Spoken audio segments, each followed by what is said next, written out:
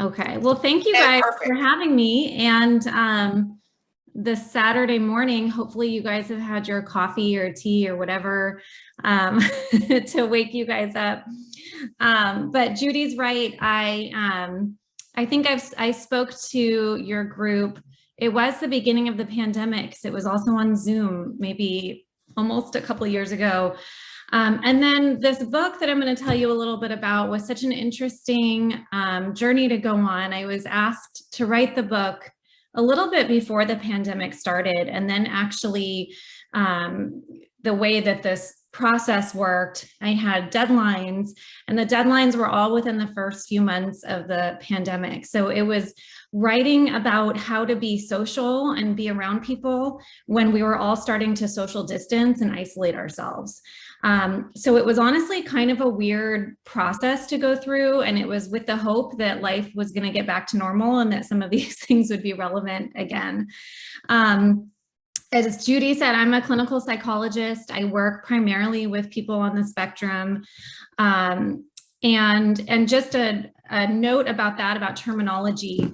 I have always said people on the spectrum, a person with autism, use person first language, but I have adjusted over the last couple of years to start to say autistic person, mostly just in listening to autistic people and reading their blogs and their websites and what they prefer. So I may go back and forth a little bit, but I know for those of you who say people with autism, it can actually sound a little bit jarring at first to say autistic person. It was for me, at least, after almost 20 years of being told not to say that.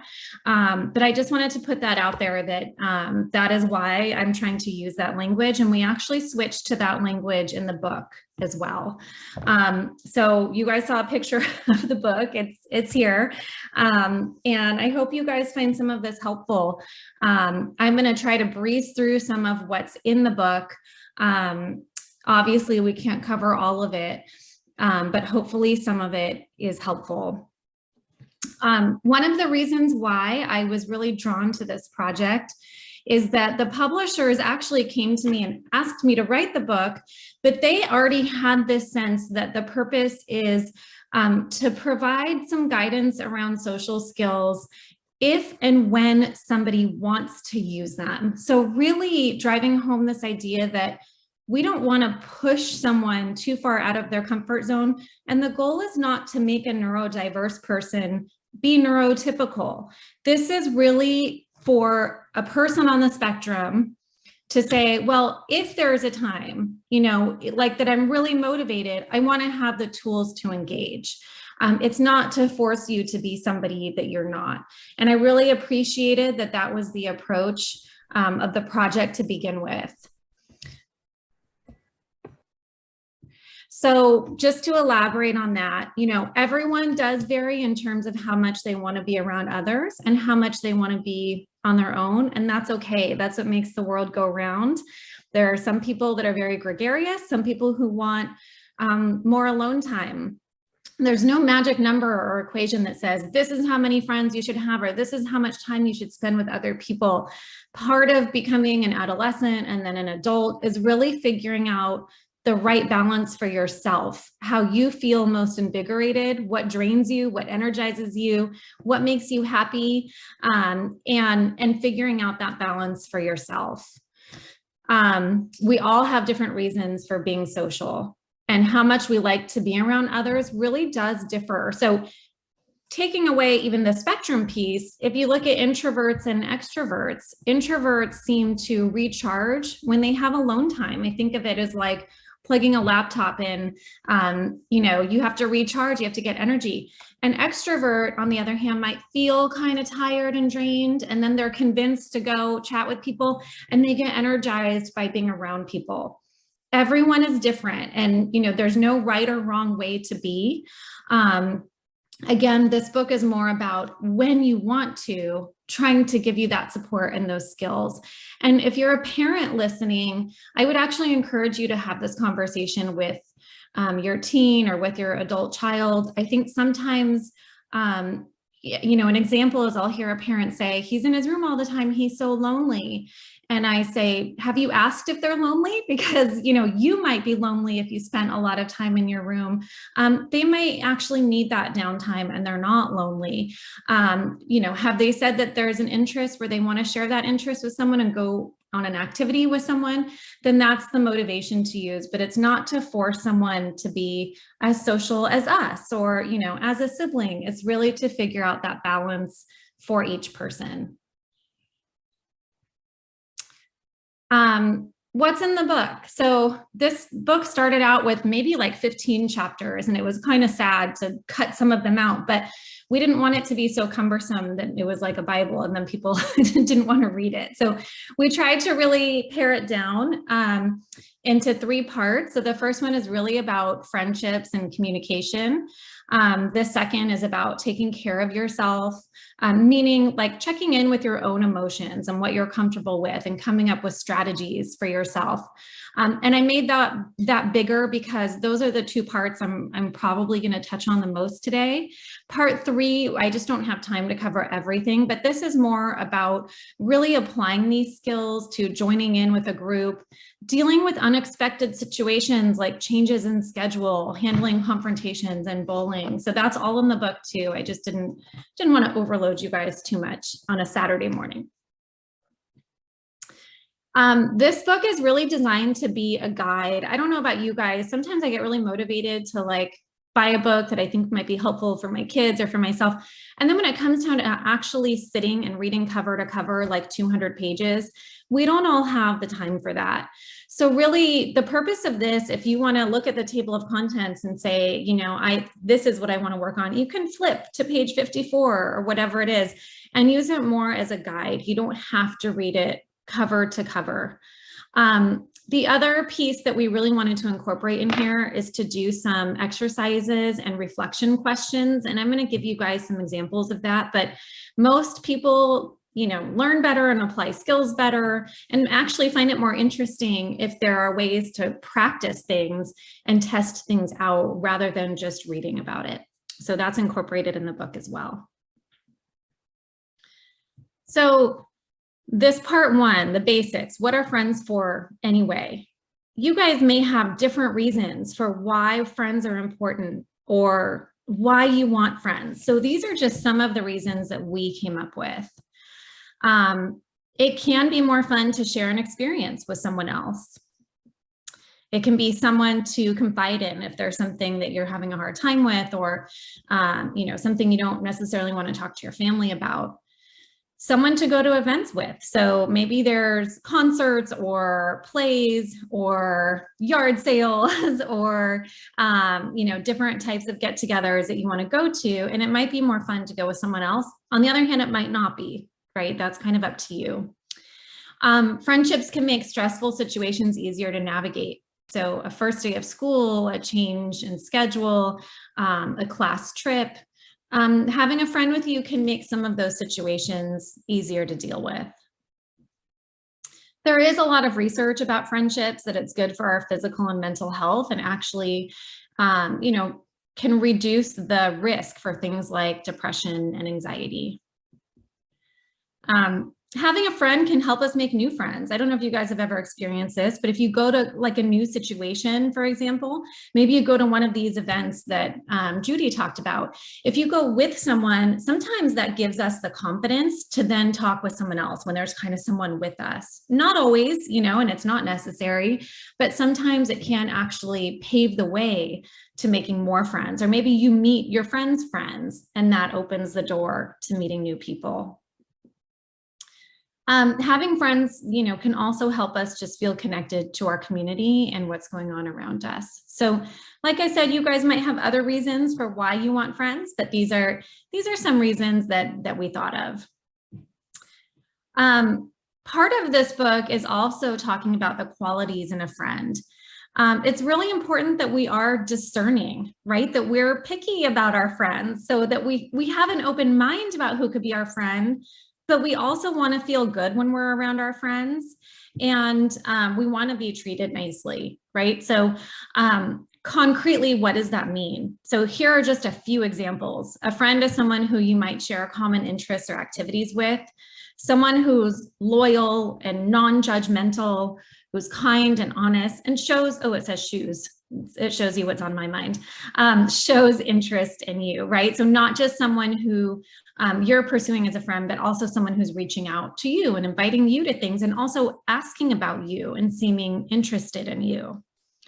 Who isn't a friend? And, if we had more time, we could talk about examples of each of these things, but we don't want a friend who's just like using us for something. Like maybe you have a pool at your house and someone only wants to hang out with you when they can swim at your pool. That might be an example of taking advantage of you, or someone who asks you to pay for things every time you're with them.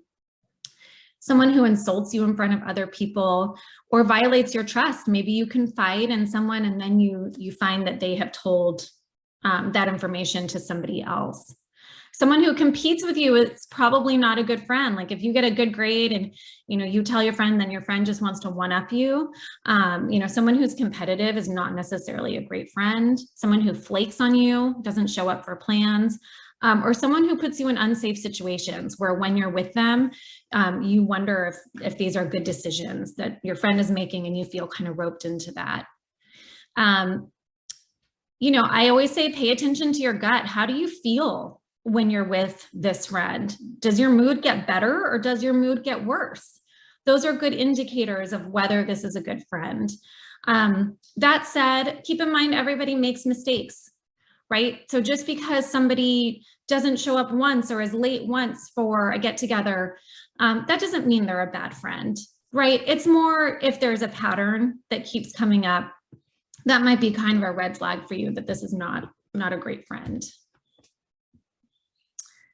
So when it comes to making friends and forming relationships, what holds people back? And this could be whether someone's on the spectrum or not. These could be relevant, right? The first thing is the actual skills. So an example of this is what we call pragmatic language. Pragmatic language is really a term for starting, maintaining, and ending a conversation. So that's a social skill. Reading cues, like subtle nonverbal cues that we'll talk more about, and then keeping friends. And I like to be clear that when it comes to something like pragmatic language, this is not vocabulary, right? Someone on the spectrum or anyone else could have a very high verbal IQ, for example. Great vocabulary, share information, tell you all about, have like this depth of knowledge that's so incredible and tell you all about a topic. That's different than chatting for social reasons, right? So when we talk with someone socially, that's more about sharing emotion, asking how someone's doing, talking about something that you're both interested in, getting a sense of whether they want to hear what you're talking about, asking what they want to talk about. That's more social language, right? So that's a little bit different than like what I'm doing, which is just giving a talk about information. It's not that social. Right now, I'm just imparting information. If we were having a conversation and you were weighing in about what you think and your experiences, and I was sharing, oh, this happened once to me when I was talking to someone, that's more of a social interchange and more related to pragmatic language. The second thing that holds us back a lot is what we call emotional interference. So for example, I've had clients who we talk about the social skills and they're like, okay, I've been in social skills groups. We've talked about this. I know like the rules of a conversation. I know the steps to join a group, but something else is holding me back. And maybe that's the sort of running commentary in my head. Like, why would they want to talk to me? Why should I join? Or, if I walked up to them, I might say something stupid and I'm scared and I don't want to go up to them. And so this is what I call emotional interference, when our feelings and our fears or our worries get in the way of actually doing what we want to do. And this is one of the things that I felt was really important about this book, because there are books about social skills that are really important, evidence-based social skills, books and groups. But without paying attention to the second piece of really checking in with yourself about what might be holding you back and what to do about that, sometimes the skills they don't really matter as much. So I really liked that we were able to incorporate both of these pieces in the book. So I'm going to just talk a few minutes about social skills, and then we'll go into the emotional piece after. So this is just taken from the book. Do you relate to these statements? I'm going to move this over because I forgot what it says. I have a good vocabulary and understand the words people use, but I don't always get what they really mean. I have a hard time expressing myself in ways that other people understand. I often feel that people misinterpret what I mean. And again, this is not to say that you don't have the vocabulary. It's more about those subtle, nuanced things that come up in conversation that sometimes make it difficult to connect with someone. So in the book, we break this down. There's my picture. That's funny. So we break this down into nonverbal communication. And my hunch is you guys have heard a bit about this stuff already, about things like eye contact, facial expressions, body posture, hand gestures, tone and volume, and personal space.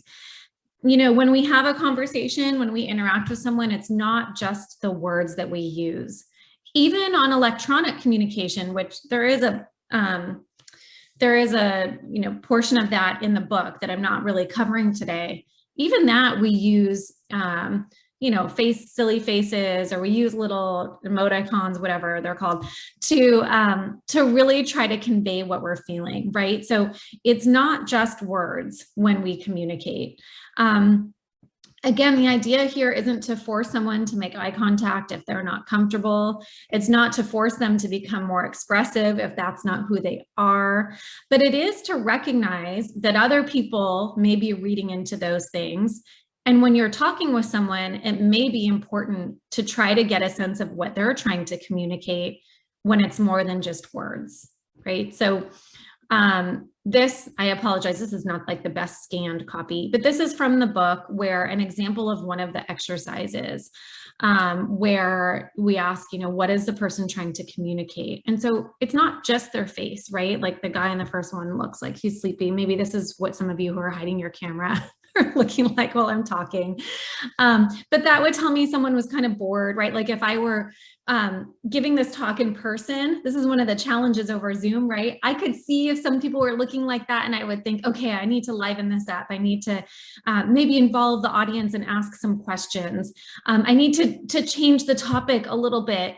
I need to ask if there's something they'd rather hear about, right? So if I saw people looking like number one, without even using words, I would be trying to get all this information about what they're trying to communicate with me. Right. And so in the book, there's a lot of little exercises like this where we try to give some realistic practice to really, again, not to memorize different facial expressions. It's more to drive home this idea that so much is communicated through things like facial expressions and body posture. So same with this second one. And when I've talked about, going on dates, for example, this is something that's really important, that our body language can show so much about what we're feeling and whether we're interested, right? So when our body is open and we're using our hands to talk, or if someone else is doing this with you, you might get a sense that the person is open to interacting. They want to talk more. They're interested. They have the time to talk. Whereas if someone has their arms crossed and is kind of turned, this could mean that the person is feeling defensive or bored or anxious or angry. Now, a lot of people on the spectrum, that I've worked with over the years, they might be doing this in our session. They might be turning their body away, and they're just more comfortable doing that.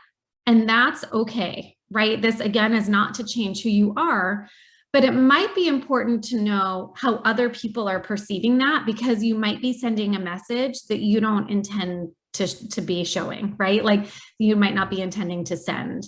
So you might be looking like you're not interested, or, you don't really care what the person's saying, when in fact you are. You just choose to kind of hide out a little bit. So that's why it's important to know about these things, just so you can get a sense of maybe how other people are perceiving it. Facing forward and leaning forward. This is something when you're really talking to someone and interested in them, you want to hear more about what they're saying, that's a nice posture to use to show that. The book also talks about personal space.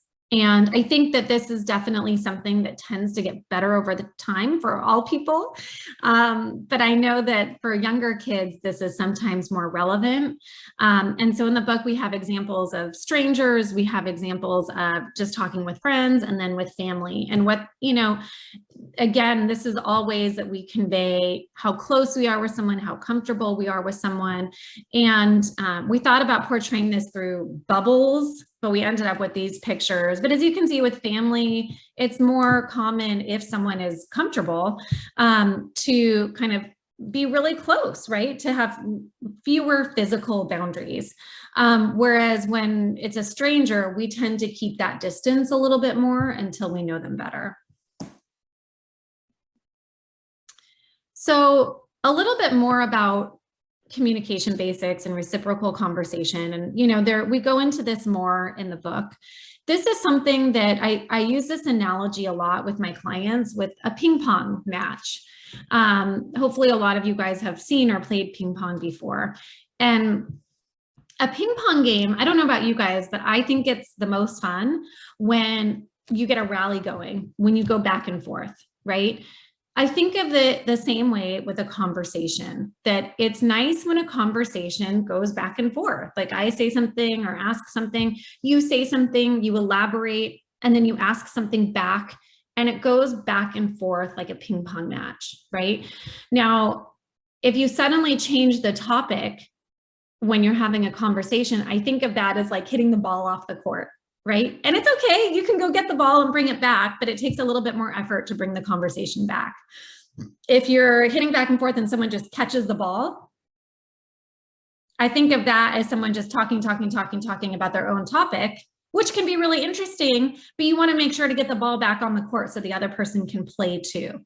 So I kind of think of conversation in that way, right? That it's okay to do some of those things if that's who you are, to talk a lot about what you're interested in, to change the topic, but it's nice to get the ball back on the court, which means asking somebody a question about what they're interested in, or trying to remember, oh yeah, what was the topic that they brought up, and going back to that topic. So that's another thing in the book that is, we elaborate on. As far as communication, there are other codes. Sometimes I call this a secret language. So when I'm talking to clients, I ask, have you ever felt like you're in a room and there's a group of people talking and there's sort of this like secret code that people have that maybe you don't have? These messages that people are kind of sending with their eyes or their tone of voice or their looks, and you're not picking up on all those things. And, I've had people say, why can't people say what they mean and mean what they say? And that's a great question. And I actually find it really refreshing that a lot of people on the spectrum are direct and you know where they stand. Why have these hidden messages, right? But the truth is, there are sort of these hidden messages or other codes that people use when they're talking. And why do they do that? Sometimes they don't want to hurt your feelings. Right? So they kind of, you might say like, do you like my new haircut? And they might say, like, it's different. And then you wonder, what do they actually mean? Do they like it or not? They might not like it, but they don't want to hurt your feelings. So they're trying to say something in a more neutral way. That's an example of kind of like, they didn't really say what they meant or meant what they said, but they tried to say something in a nice way. So this can happen a lot in social interaction. And in the book, we tried to give some concrete examples. And obviously I'm breezing through this quickly and we elaborate on this in the book, but I wanted to give you guys a few examples. So again, I think of other codes as when someone says one thing, but they kind of mean another. One would be a rhetorical question. So if you run into someone at the grocery store and as they're walking by, they go, oh, hey, what's up? How are you? They're not necessarily asking, how are you? What happened in your day? Tell me everything, right? It's kind of a rhetorical question where we say, oh, good, thanks. Yeah, how are you? Another one might be when someone's telling a story and then maybe you're telling a story and someone goes, are you serious? you don't necessarily stop and say, well, I'm sort of serious, but here's the part that I'm not serious about, right? It's a rhetorical question. Or if someone's really frustrated with themselves and they say, oh, what's wrong with me? You don't necessarily stop and tell them everything that's wrong with them, right? So those are examples of rhetorical questions. We have a section in the book about white lies. This is so tricky, right? Because we don't want to teach people to tell lies. Again, one of the most refreshing thing about a lot of the folks I work with is just how direct and honest they are. But there are times when we sort of tell a little white lie to spare somebody their feelings, right? So an example would be if you go to a friend's house and, or maybe you go to like a family member's house and they make you dinner and they're like, how was it? And you're thinking to yourself, it's not good. My mom cooks way better, right? You might not say, it's not good. My mom cooks way better. You might say like, it's okay. Yeah, no, I liked trying this new thing, right? That's kind of a white lie about like, you're not gonna actually tell them how bad it was because you want to spare their feelings. And you don't want to be totally dishonest either. We try to be careful when we give a white lie that it's about our opinion and not a fact, right? You don't want to tell a white lie about a grade that you got or a job that you have, because that is more like actually lying, right? We usually tell a white lie when it's more about like sparing feelings. Idioms. I'm sure you guys have heard a lot about these, like time to hit the road doesn't actually mean that you go take a hammer and hit the road, right? So this is when we mean something else, like let's get going. There's a section in the book about irony and sarcasm, because the tricky thing about this is that the words don't change, but the tone or the facial expression does change, and it completely changes the meaning, right? This can actually be really tricky over electronic communication, over text, where you don't have the context. You can't see the facial expression. You can't tell if somebody's laughing. You know, it can be really hard to decipher what somebody means. So an example would be like you're heading into a class and a classmate says, don't you just love taking tests? They probably don't love taking tests, right? That's probably sarcastic. But if somebody always got A's and 100%, they might be like, don't you love taking tests? It's really fun, right? So that sounds a little bit different and it has a different meaning. Another example of this is exaggeration. Like when somebody says it's 1,000 degrees outside, it's probably not 1,000 degrees, right? But this is a way of driving home a point. When you really want to emphasize something, then that's an example of exaggeration. So these are kind of other codes when people don't necessarily mean exactly what they say, and that can be confusing in conversation. In the book, we have some different types of practices and examples.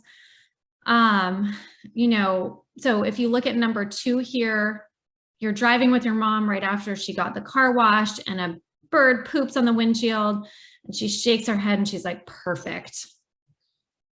So that word perfect. Whereas number 3, you're driving with your mom and she spots a parking spot right in front of the store you're going into. She smiles and she's like, perfect. The word is the same, but the context, like what happened before, is different. Her tone is different and her facial expression is different. So these are examples of things that can be, again, confusing when you don't have that information. Like maybe you're someone who has a hard time interpreting the tone or the facial expression, or it's hard to look at all of those things at the same time, right? And so those little subtle changes can be frustrating. And it is okay to ask for clarification. If you're someone who does have a hard time reading some of those things, or maybe you're with someone who's like extra sarcastic, I'm sure you can think of someone like that. It's okay to say like, wait, seriously? In fact, I think of my 6.5-year-old son, he always goes, wait, for wheels? And then we're like, no, when we say something that's kind of sarcastic or silly. So it is okay, even as an adult, to say like, oh, wait, really? Did you like bird poop? And they might laugh and it might turn into a joke like, oh yeah, I love bird poop all over my car, right? But it's better than making an assumption or misinterpreting what's going on in a conversation. So again, obviously, like half of the book is about social skills, and I just spent a few minutes on it. So there's a lot more in there. But the second thing I wanted to just touch on is, again, what we call this emotional interference. And really, the reason, I already talked a little bit about why I thought this was so important. A lot of what we do at our clinic is what we call cognitive behavioral therapy. Some of you guys might be familiar with this. And it's to target or to really help address things like anxiety, or a history of feeling discouraged or even teased or bullied, and working through those feelings. Cognitive behavioral therapy, there's a lot of evidence for it, meaning there have been studies that have been done where a group of kids, like when I was a postdoctoral fellow at UCLA, we did a few studies of a group of kids who were diagnosed with autism. I think they were aged like 7 to 13. And we knew from, surveying them and questionnaires and interviewing their parents that they had anxiety at the start of these groups. And we went through 16 weeks of cognitive behavioral therapy with them and compared it to kids who had anxiety but didn't get the same cognitive behavioral therapy. We know that cognitive behavioral therapy can help with something like anxiety. And not only that, it sometimes ends up improving these things too, like the social skills, because when you feel better about trying something and taking risks and putting yourself out there, you're more likely to have more success with it. So, it's not a one size fits all. Cognitive behavioral therapy does not fit for everyone, but it does appeal to a lot of people because it's very logical. It's about recognizing your thoughts around a situation and recognizing that your thoughts, the way that you perceive and think about a situation, is related to your feelings. So in other words, if you are going to a get together and you're thinking to yourself, this is going to suck, everyone's going to hate me, everyone's going to ignore me, I always have an awful time, you're probably going to feel pretty bad about that situation, right? So that's just an example of how our thoughts are connected to our feelings. And in the second part of the book, we really try to teach some of those principles to give people the tools to be able to recognize their own feelings, because we can't really address them if we don't recognize them, and also recognize the thoughts that go with them, and then be able to actually, we have control over our thoughts. So to be able to think to ourselves when we go into this situation, it might not be the best. I don't always love groups. It might be okay. I don't know. It's a new situation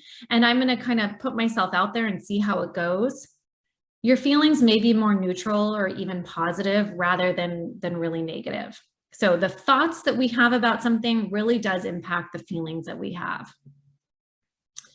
An important piece of cognitive behavioral therapy or checking in with your emotions. Like I said, we can't really do anything about our feelings and emotions if we're not able to identify them.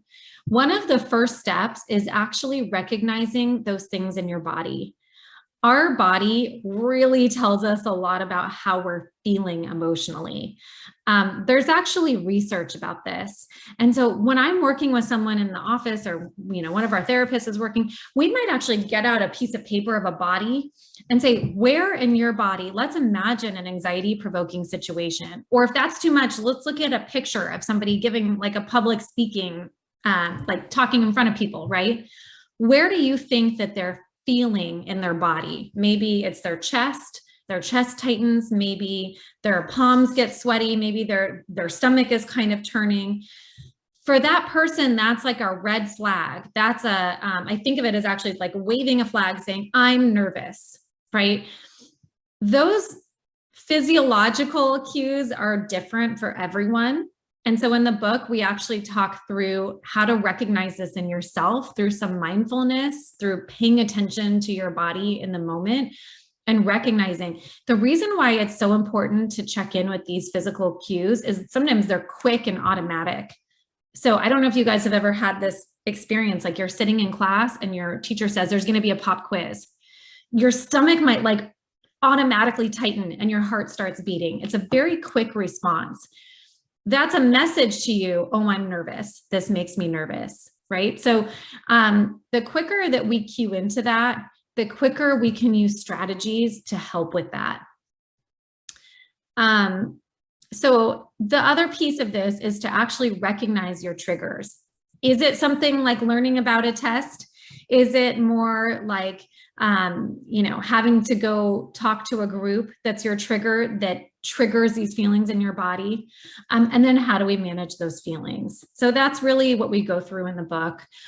This is just an example of there are physiological studies. I used to do this in graduate school where I would put electrodes on people's hands and on their chest and actually measure what it looked like when they were, it sounds bad because we didn't really want to scare people, but we would startle people with a sound and then watch how their body reacted. And there are pretty reliable responses to this. So, when we're anxious or scared of something, this does trigger a part of the brain called the amygdala. The amygdala says, yes, this is scary, and it activates a response in your body, like your heart beating. This is a built-in system that's actually really important. If you think about back to like cavemen who would go out to fight, and they would go out to get food, and they would be like presented with a tiger, right? What was it, a saber-toothed tiger back in those days? They would have to know right away, without thinking, their body would have to react and say, their amygdala would say, this is scary, you've got to run or you've got to fight to survive, right? So this is really important that our body can do this, but we need to be able to recognize when it's realistic, like when we're really in danger. Other emotions have similar reactions in our body. For example, anger, we tend to feel like in our jaw and throat and chest, our body actually gets hotter. So it's important to start to think about this if you don't already, and recognize this in yourself so that you can actually articulate how you're feeling, right? When you start to link these physiological cues with your emotions. In the book, we walk through these examples in more detail. And then again, there are these exercises to just get you thinking about it. So like when you're scared, what do you experience? And it's not exactly the same for everyone, right? But here are some examples like sweating, shaking, fast heartbeat. When you're angry, what do you experience? When you're sad? And I think when you turn the page, there's a couple of other ideas there too. And so again, this is to get you in touch with your feelings, with the idea that then you can anticipate when you feel like this, you can predict it better, you can communicate it better, you're quicker to figure out when you need strategies to actually feel better. An important exercise you might want to do is to think about your own triggers. And this is different for everyone. For some people, it's a new situation. For other people, it's the overstimulation that's a trigger, being in a loud, really overstimulating place. Talking about uncomfortable topics can be a trigger. Being in a group of people, interacting with unfamiliar people, an unexpected change in routine, like you get to school and you find out there's going to be a substitute or the schedule changed or something got canceled. That can be a trigger for you. It's different for everyone, but actually taking the time to think about those things helps you prep in case something like that happens, helps you express it to other people and recognize when you're feeling that trigger, and helps you figure out, coping strategies and to self-advocate, right? To be able to say, actually, I know that a situation like that, it just makes me feel uncomfortable. I'm going to bring headphones, or that's not the best situation for me. I'm better one-on-one, right? So to be able to articulate what you need, you can't really do that unless you know your own triggers. Because I'm a researcher at heart, I come from academia. I had to put one slide in here about research. This is not in the book, but this is one of the folks that I worked with. His name was Jeff Wood at UCLA. He and his colleague came up with what he called autism specific or autism related stressors. And I think this is important for neurotypical people to really think about, right? That there are a lot of things throughout the day that a person on the spectrum might be faced with that other people are not faced with, that really add to anxiety and stress throughout the day. So when it comes to just like doing a social skill, implementing a social skill, there are other things that are interfering, right? These other emotional interference, as I mentioned. So one of them might be like a history of unpredictable social encounters. You've tried before and maybe it didn't go as you expected. That can make it stressful to try the next one, right? And you're kind of thinking through that as you're sitting there.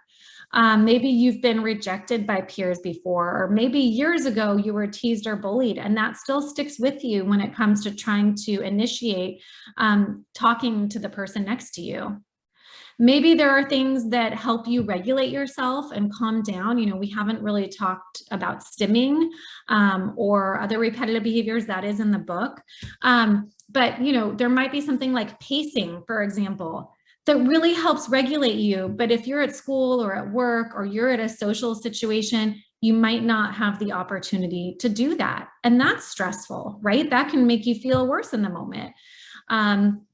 If you're dealing with sensory overload throughout the day, a situation that might not be stressful for someone else, might not be a trigger for someone else, might be a trigger for you, right? So these are things that actually do lead to higher rates of anxiety.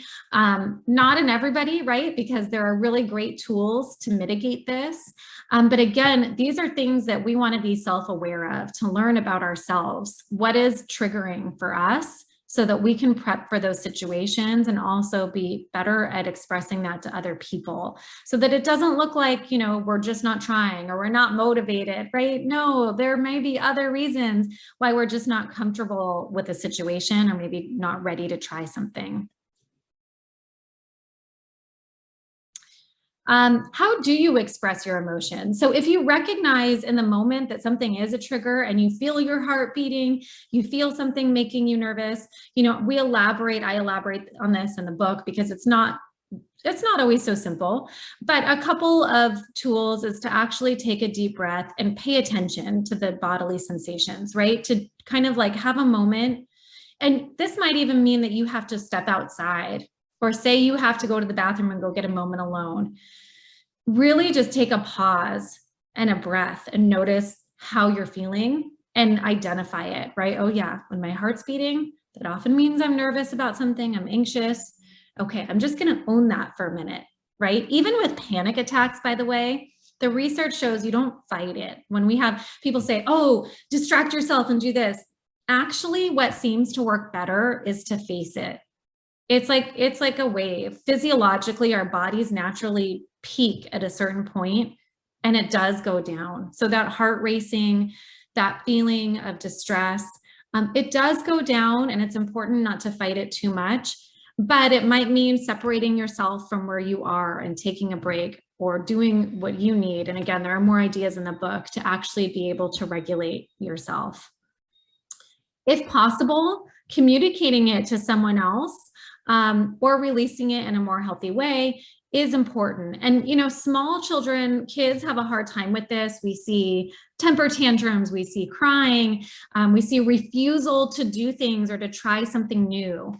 And sometimes kids are unfairly described as being rigid, or they're stubborn, or you know, they're not flexible with the family. It's because they're having a hard time expressing how they're feeling and why they're uncomfortable and what they need. So as we become adults, the goal is to get better at doing this so that we can advocate for ourselves and be able to express what it is that we need and why we need it. Just to elaborate a little bit more, and you guys are being so patient, I only have a couple more slides. You know, when we do check in with ourselves, like I said, it's important to notice what you're feeling. The second piece of this, you know, remember I talked about the cognitive piece, like what are we thinking about? Oftentimes we have what we call automatic thoughts. These are the thoughts that just pop into our head. They're like well-oiled pathways, or like the freeways in our brain, where we're in a situation and we have this automatic thought, right? Like we're walking into that party and we're thinking, no one's going to talk to me. I'm going to say something stupid, or this isn't going to go well. This is negative self-talk, and it makes us feel pretty bad. Usually we all have examples of this. This is pretty normal. But over time, we can learn to notice when this is happening, to say, oh, this is an aha moment. I notice that I'm having this negative thought. It's making me feel pretty bad, and to connect that. In the moment when this is happening, we're usually flooded by emotion, and it's a lot to ask to talk back to the negative self-talk, to come up with all these positive statements like, oh, maybe the party won't be so bad. So it's actually a good idea to practice this when you're feeling okay, like when you can be pretty logical about it. And so, you know, some examples that we put in the book are like, oh, he probably just came up to me because he feels sorry for me, right? This is why this person talked to me at lunch. How can we tackle that with a more positive thought? Maybe they're curious about me. Maybe they liked the book that I was holding and wanted to learn about it. Maybe I look friendly and he wants to get to know me. That's a more positive thought that probably makes us feel a little better, right? Another example would be, I made a fool out of myself during my presentation, and now everyone in my class thinks I'm not smart. So I might think that after this, right? Like I might think about all the things I wish I had said, or I didn't explain well, or I forgot to say this. I probably made a fool out of myself, right? I could think that after this. Or a more positive thought might be, you know what, I did the best I could. Hopefully some people came away with some new information. It might not have been perfect, but I hope that it was a worthwhile hour and a half for the people who were there. Okay, I feel a little bit better. I'm not having a fantasy that this was the best talk ever. I'm being really realistic about the positive thought, right? And then I feel a little bit more neutral, and I feel a little bit more positive. So these are just examples of how this self-talk that we have in our head can actually really have an impact on how we're feeling. And there's a couple more here, and obviously more in the book as well. The last part that's really important is about when we go back to the beginning of the talk about social communication, about sharing emotions with other people. Social communication is not just about how we communicate, but it's about listening to other people, right? And making sure that they feel heard. So there is a portion in the book about how to connect when other people are talking. And an example might be if somebody's telling you about a really hard day they had, or something that happened in class, or something that happened with their family. A lot of times, I don't know if you're like this or you know people like this, because we all have this tendency to jump in and try to fix it, right? Oh, well, have you tried this? Or maybe to say, well, this happened to me, because we think that's a way of relating to someone else when we say, well, this happened to me. But actually, for the other person, that might kind of feel like you're not fully listening to their experience first, right? So first we just want to listen, and we go back to some of those things about leaning forward, you know, or kind of looking like this. So to show them, even without words, that we're listening. We might nod our head like, okay, yeah, I hear you. And then maybe to try to understand. So when we ask for clarification, that shows we're trying, right? Like, oh, so what did the teacher say to you? Or what happened after that with your dad, right? So you're asking for clarification, you're showing that you're trying to understand what happened, and then to show that you care, right? Like, and there are some phrases that we can really kind of have in our back pocket, you know, there's some of these in the book, like, wow, that must be really hard, right? I could see why you're upset. That's got to be hard, to show that you care. Then it's okay to offer some help, right? To say, is there anything I can do? You know, how can I help you? And then a really nice thing, I think a lot of us forget, I forget this because we're so busy in our daily lives, but to follow up, right? Like later on, to be like, you know, are you doing okay? Are you still kind of going over in your head what happened? How are you feeling now? Anything I can do now? And I have to get better about this too. It's so hard because we get so busy, or a lot of things happen and we forget, but it feels so good to the other person when we remember, when they know that we were thinking of them. This is all part of like really bonding with somebody socially and really strengthening a relationship with someone. And then finally in the book, there are just, again, because this is kind of the approach of the book, is to really have these practice prompts so that you can sort of imagine what it would be like. Your classmate just realized he forgot his homework at home and he looks worried as he glances at the teacher. How can you support your friend, right? We do encourage in this book, this book is designed for teens, so it's kind of with the assumption that there might be parents around who you could practice with. But I think and I hope some of this is relatable for adults too. And so having someone to check in with, to actually practice this with, that's going to vary for everyone, but it does help to kind of go through different scenarios with people. So like I said, I'm not going to touch on the whole last third of the book, but hopefully I gave you guys some insight into just the types of things that are in the book and really the goal of the book, how to support anyone who's really looking for some tips around social skills. So I'll leave you guys with that. I'm going to come back to this slide, I guess, just because this may come up too. I just wanted to tell you guys a little bit about our group. As Judy said, we're in Long Beach. We see people in LA and Orange County and Long Beach. We do diagnostic assessments across the lifespan. So we've seen people, kids as young as 16 months, which is pretty rare, but we've done it. Actually, it was 15 months. And then we see older adults, anywhere in between. For therapy, as you can imagine, something like cognitive behavioral therapy, which we just talked about, that really lends itself to older kids and teens and adults. So we don't see a lot of little kids for therapy. Sometimes we work with their parents instead, but we really want to focus on a slightly older population who's dealing with the stuff that goes along with autism, the anxiety, the sensory stuff, the sometimes depression, where, you know, this emotional piece is so integral into targeting the social piece that we really try to incorporate all of that in our group. So I'm going to go back to this in case anyone has questions and maybe hand it over to Judy and see what we have time for.